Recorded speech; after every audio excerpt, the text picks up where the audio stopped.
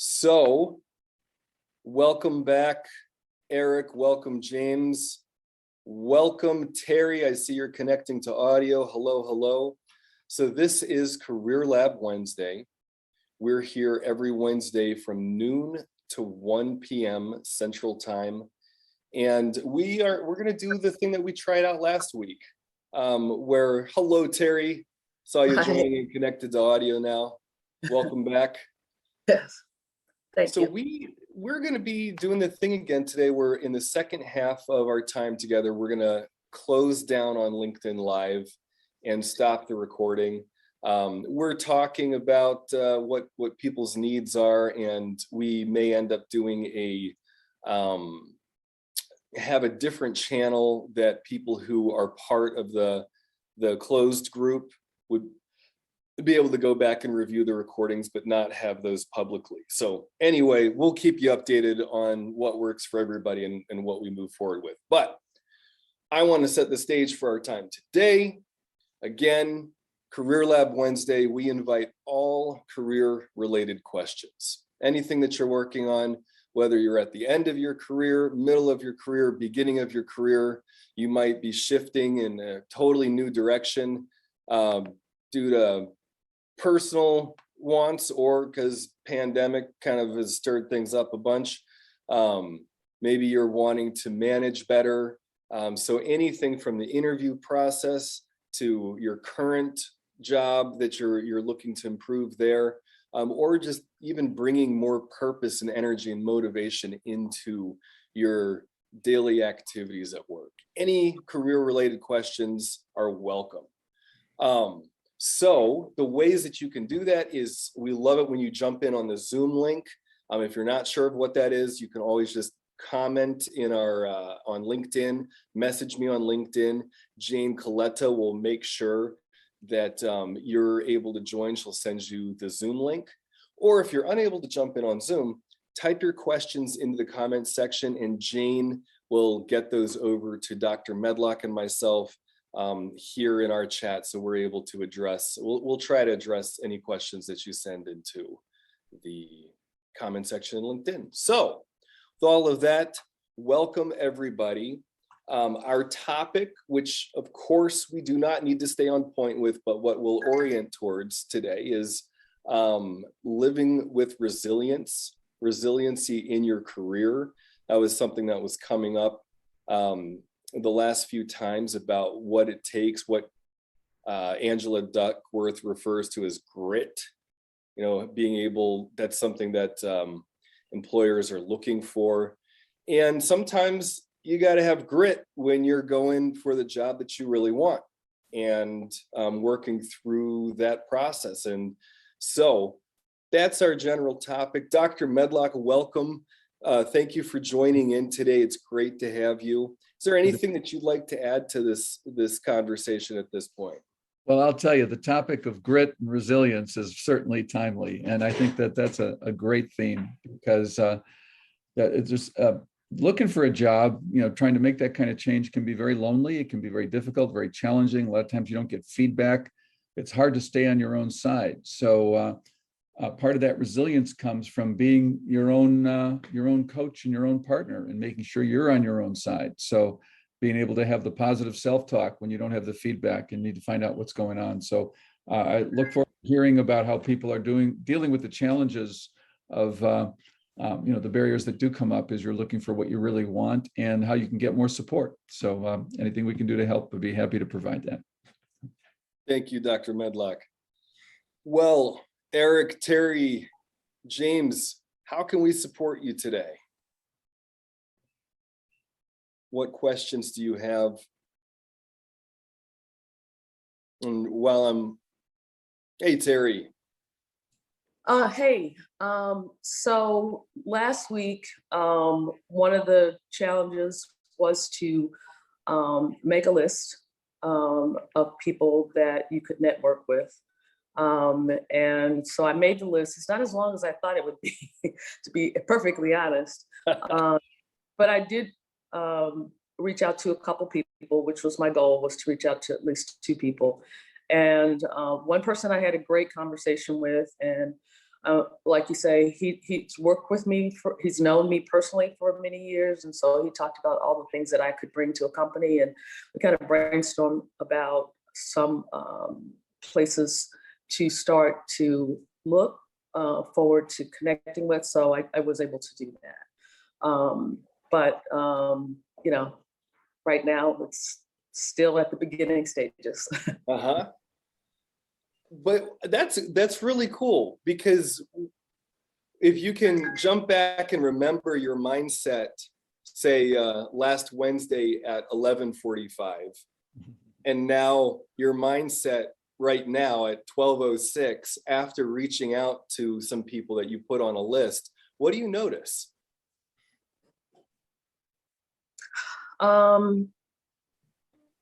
That there's a purpose, that there is intention, and it starts you to thinking about, you know, what you can accomplish. Right on. Totally. That's one of the things that we, you know, I think come back to a lot in many of our models. And I think the quick way of saying it is activity begets activity. Mhm. And so just as soon as we start in our sales groups at Right Foundation, one of the number one things is just getting dials going, of just reaching out, LinkedIn, phone calls, text message. And then all of a sudden, I've found so many times that what I think will happen, let's say that I have somebody, there's a program I think somebody's going to be a good fit for, I'll reach out to them. So often that person doesn't actually do that, but it generates more activity. They're like, oh, you know what, actually, why don't you get in touch with this person? And then it seems like magically I'll just get somebody totally out of the blue. some possibility, and I have no idea whether that would have come in or not, but my magical thinking just is like, oh, that's because I was like reaching out and kind of just in the space of connecting. So who knows, except that it over the years that I've been doing this, it seems that the more that you reach out, the more possibilities you see, and the more streams back into you, other people, you're more on other people's radar, and they're keeping you in mind for things. You know, Georgetown, as you say that, you know, I'm thinking also you're priming yourself to be someone who calls and reaches out. So you're getting over the threshold anxiety of picking up the phone. And that may be one of the most important things, because there's, oh my gosh, all the stuff, the chit chat in your head as you're wondering, is this going to go anywhere or whatever. So just getting into that discipline and the routine of it, realizing that's just part of, and looking for a job is a job. And part of the job is to make calls and connect with people. So just the more you're doing it, the more it becomes an easier sort of almost reflex, as opposed to a big deal. Does that help, Terry? Yes, yes, yes. Because when George Donald said last week, he made the point of the way to make this happen is through networking, not so much looking for online opportunities, because they might not even exist. Mm-hmm. But it's reaching out and asking for help, which I'm not good at. So I'm not good at. And when I looked at a lot of my connections, they were people that worked for me. But most of the time I was their leader or mentor. Yeah, so you're used to being the one who's helping others. So you haven't had a lot of practice. Right. So we don't really know if you're good at it yet. You haven't practiced it enough to tell us. You might actually be really great at asking for help.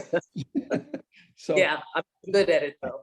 Yeah, so it's a matter of getting over that threshold anxiety and saying, okay, this is something, it's not the role I'm used to, but but you know, the cool thing about looking for work and getting support is people are pretty supportive around that generally, because we can all identify with, you know, we all hold our job, they call it at-will employment. In the US, that means if your employer wants you around, they'll keep you. If they don't, they'll get rid of you. So we're all vulnerable in a sense. And so to just be aware of that. People will usually extend themselves on your behalf. So I encourage you to explore and have fun with the calls. And by the way, what kind of work are you looking for? I don't really know your background. Can you say just a little bit about that? Been in retail for over 20 years, in many different leadership roles, either running businesses or as a director for as many as 5 stores. Mhm. Most recently, I was doing a single store.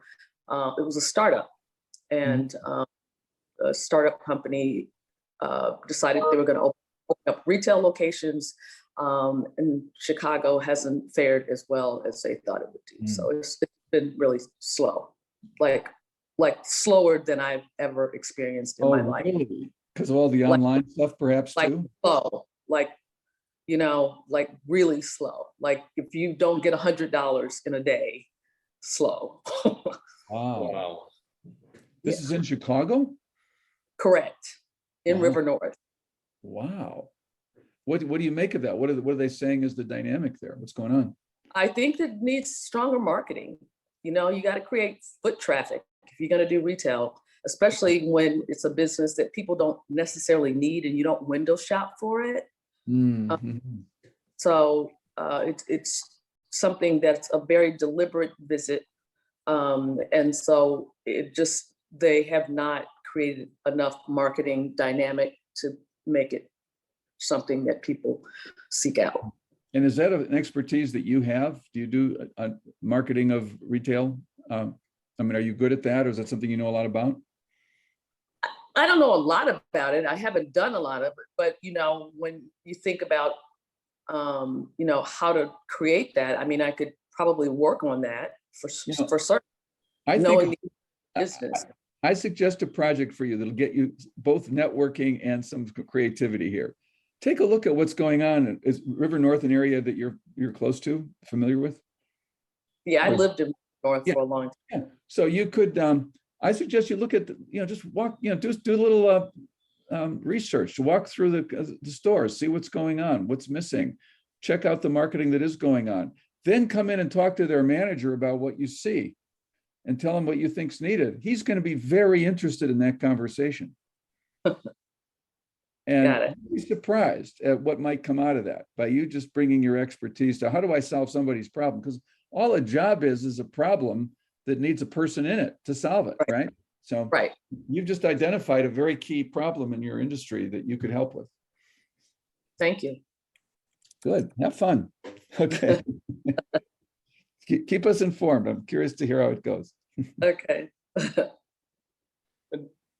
That reminded me of one of the tricks that we do is we tack on a word historically to things, Terry.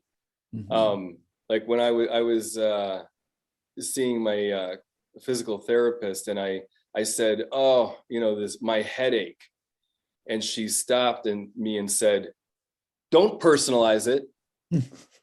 And I was like, "Oh, that's true. I've been saying that for years." And so I'm like, "Okay, the headache.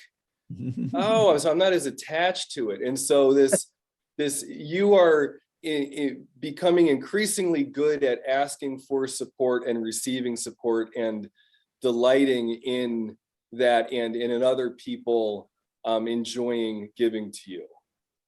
And as opposed to I'm not good at it. It's like, oh, I'm this is a skill I'm continuing to improve on. Okay. So you can always change the language. Yeah. It helps. Yeah. We talk about that in when we're visioning for things, is to speak as if it's already happening, Right. so that we're tricking ourselves into behaving in such a way that the world and people I'm talking to will start responding to me in that way instead of whatever kind of patterns I had before. Yeah. So some fun stuff to play with, and thank you for sharing. I'm also saying this to everybody who's viewing in through LinkedIn Live, some of the things that we do. And to that end, let's throw our plug in for Living with Resiliency for this Good idea. Thursday. Tomorrow evening, Dr. Judith Wright, one of our founders, is going to be sharing more about living with resiliency. So thank you. Thank you, Jane. Well, so what other questions do we have? How can we support you? Eric, James, anything that you're working on that you'd like to get in here today? Hey, Eric. Hey, how's it going? It's going well. I've got a question, something I've thought about. It kind of was inspired by your comments. I don't think it was last week, but a couple weeks ago, maybe, where like you talked about how after, like, once you become good at it, you almost start enjoying job searching in a Right. sense. And I was like, oh my God, I felt that exact same way after I left my last job search. The only thing that I think I'd like to get some insight on is, obviously, like, let's say you've made it through to like the second to last or last round, and then you don't get selected, right? And obviously, in undergrad, they taught us, oh, well, ask for feedback, but I mean, they're not going to send you any feedback, of course. So I guess what are some strategies then for, let's say you make it that far and you end up getting not selected, how do you kind of do that self-reflection to say, okay, what are maybe some things I can work on to make that next, to convert that, the next interview process I go through to an offer versus, kind of striking it out after going through, 2, 3, 4 rounds of interviews. So let's assume that you can't get feedback from the company, right? You're saying the situation is nobody's actually going to give you the feedback you want. So the thing I would ask you, I'd like you to explore is, what was your sense of how it went? As you're in the meeting, you've got a kind of gut sense of how's the connection going, Right. the what right, what feels on. What was your sense of that meeting? Because that's going to give you a lot of important data. Yeah. And that's one thing I kind of I maybe almost instinctively do is kind of like after kind of every, kind of just quick think, okay, how did that go? It's, did I feel like this went well? Did I feel like, well, that didn't go well, I'm probably not going to get a call back on that one. Do you feel comfortable actually going into specifics here, or is that uncomfortable in this open call? Would you rather be in a well, so it's funny. There was one role I was interviewing for in Chicagoland. I was working with a third party to help me get that role. Seemed like everything was going really well, connected with a picky hiring manager. Seemed like all the interviews went well. Felt really good about it, that, I'm probably, I would be surprised if I didn't get an offer. And then of course I don't get an offer. Now I found out I was, I guess, fortunate in that role that I found out after the fact that it was a case of there was somebody who could start immediately versus me who would have needed a few weeks. But then there was another role where, like, I thought everything was really humming. I felt a good connection with everyone, and then I didn't get an offer. And I was trying to think back, kind of where I went wrong. And, I wanted to kind of deep dive and nitpick, but then I'm like, well, I don't want to overthink it per se, but like everything in my gut was saying like everything's going well, but then I didn't get the offer like I thought I would. So your gut sense is it's going well, and there's something else happening that you're not sure about at this point. Yeah. And I don't necessarily I'm afraid to overthink it, because then that's a good point. I think it's not about overthinking it. It's about actually listening to the intuition and the gut sense to see what it is. But if you've already looked at that and everything looked green to you, you didn't see any red or yellow lights in that internal look, then it's pretty much, you just need to, there's a lot of things that are out of your control. And there's they might have an internal candidate. Often there's an internal candidate who they're considering, and if you're coming from the outside, they may decide to go that way. Or somebody may have a friend who they really like a lot that they'd like, and you're an unknown factor. A lot of those kind of intangibles that are hard to sort. as I was saying earlier, that's that's where the resilience comes in. It gets to be difficult when you don't Right, have right. a sense of, well, what happened there? And but what I'm hearing is you're feeling like you're interviewing well, things are going well, and that at that final decision, they're making some kind of subjective choice, and it can be very tricky to know what that factor is. So I appreciate the challenge there. But thanks for Yeah. sharing. Thank you. Thank you. Thanks for sharing, Eric and Gordon, for the questions. I thought I could share. I'm just working with somebody right now who's in the process of hiring. And one of the interesting things I started to realize in our session was that most people, my hunch is that most people who are hiring will kind of decide at a certain point that they're not going to, that they don't really want to hire someone. Basically, what I was getting from them was that they had already made up their mind that they weren't going to hire this person. Now, this person was going to come on for more interviews. There was already more, that whole thing was set in motion. But they had already determined that they weren't going to hire them, but they weren't going to necessarily say this to the other people in the hiring process. And it just kind of gave me a window into, wow, there's probably a lot of opportunity for the person who's interviewing to interview and find out a lot about what's going on there in that process. That I Let me interrupt you just a second, because I'm looking at Joe, who's here, and I know he's a busy guy, and he's probably yes. Oh, Joe. Let me just do a quick hello and see what's going on. We can come back to finish this conversation because I think it's really a good one. Joe, what's going on? Good to see you. Morning. Aloha, everyone. We're going to do the formal, more ceremonial swearing in this morning. So in about an hour and a half, I'll be officially again the police chief here in Honolulu. So again, thank you for everything. And George, you're spot on what you're saying. I went through several interviews before this job came about, and I interviewed with people and they never called me back. And I'm like, well, so I sent an email, hey, sorry, did I miss something? Did you hire somebody or what's going on? I thought, we had a good interview, but I just crickets. And I was like, okay, those are companies I never want to work for. And I want anybody to work for, because I was more embarrassed for them. I mean, not something that I would suggest as a course of action in how you interview people.